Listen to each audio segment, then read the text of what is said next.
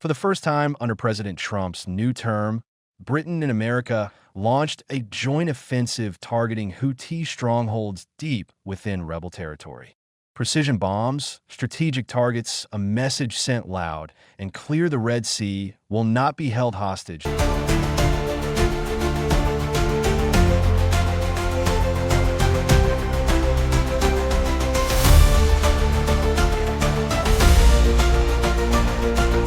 That UK defense officials on April 30th confirmed that the US and UK military forces conducted a joint operation in Yemen targeting the Iranian-backed Houthi rebel groups. According to the UK Ministry of Defense, the airstrikes were carried out on Houthi military sites involved in producing drones similar to those used in attacks on shipping in the Red Sea. On April 29, 2025, UK forces participated in a joint operation with US forces against a Houthi military target in Yemen. This action was in line with long-standing policy of the UK government following the Houthis initiating their campaign of attacks in November 2023, threatening freedom of navigation in the Red Sea, striking international ships, and killing innocent merchant mariners. Britain had previously joined the United States in airstrikes targeting the Houthis during the Biden administration's campaign, which began in January 2024. However, this latest development marks the UK's first participation in the US-led Operation Rough Rider since President Donald Trump began his second term on January 20th.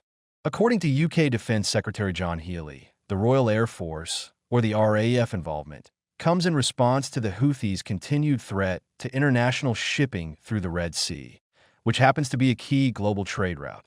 This action was taken in response to a persistent threat from the Houthis to freedom of navigation. A 55% drop in shipping through the Red Sea has already cost billions, fueling regional instability and risking economic security for families in the UK. As per the UK Defense Ministry statement, the strike was carried out overnight with Royal Air Force Typhoon FG-4 jets deploying pave-way, IV precision-guided bombs on a cluster of Houthis' buildings. Royal Air Force Typhoon F-2 Air Force, with air refueling support for Voyager tankers, therefore engaged a number of these buildings using pave-way for precision-guided bombs. Once very careful planning had been completed to allow the targets to be prosecuted with minimal risk to civilians or non-military infrastructure as a further precaution. The strike was conducted after dark when the likelihood of any civilians being in the area was reduced to further. All of our aircraft subsequently returned safely, according to the statement. The target was located roughly 25 kilometers south of the Yemeni capital, Sana'a, a city that has been under Houthi control since 2014. Careful intelligence analysis identified a cluster of buildings used by the Houthis to manufacture drones of the type used to attack ships in the Red Sea and Gulf of Aden, located some 15 miles south of Sana'a. Further strikes were also reported near Sada, a stronghold of the Iranian-backed group in northern Yemen. The Ministry of Defense emphasized that the strike was carefully timed to minimize civilian casualties. However, the UK has not yet released information regarding the scale of the damage or potential casualties resulting from the operation. Besides, the United States has also not publicly commented on Britain's role in the recent strike, since launching its renewed campaign against the Houthis on the 15th of March. The US has conducted over 800 strikes, though it has provided few details about individual operations. The joint UK-US strike came after a reported US airstrike on April 28 hit a detention center housing African migrants, killing at least 68 people and injuring 47 more.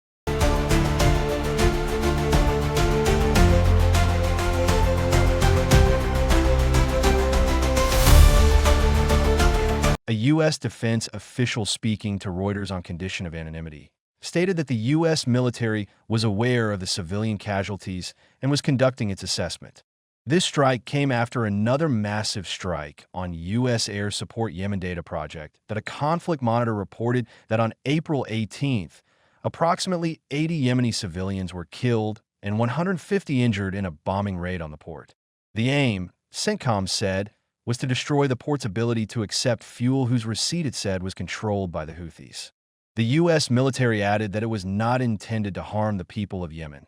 though the country is already devastated by 11 years of civil war, as per Guardian.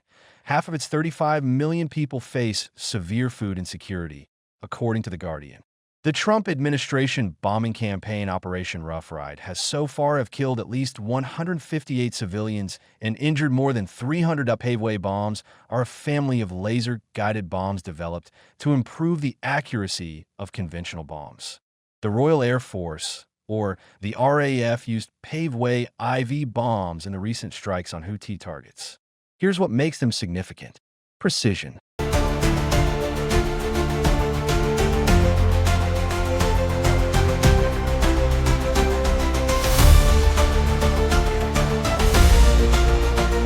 They use GPS and laser guidance to hone in on a target, significantly reducing the risk of collateral damage. Smart targeting: the bomb can adjust mid-flight to hit, moving or reposition targets, making it effective in dynamic combat zones.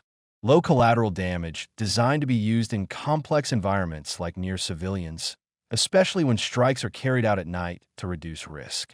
As in the Yemen operation, the Paveway for specifically is the UK's standard precision bomb. It combines a 500-pound warhead with dual-mode guidance, GPS and S and laser, and is compatible with the RAF's Typhoon and F-35 aircraft. Key variants of the Paveway bombs are Paveway 1 original laser-guided bomb variant introduced laser-guided technology, proved effective in early combat deployments. Paveway 2 improved aerodynamics, enhanced laser seeker, greater range and accuracy compared to Paveway 1. Paveway 3 designed for complex and dynamic mission profiles. Advanced guidance systems capable of targeting mobile and heavily defended targets. Paveway for the latest generation in the series features dual-mode guidance. GPS, ENS, and laser enables precision strikes in all weather conditions. Consider the most advanced and capable variant.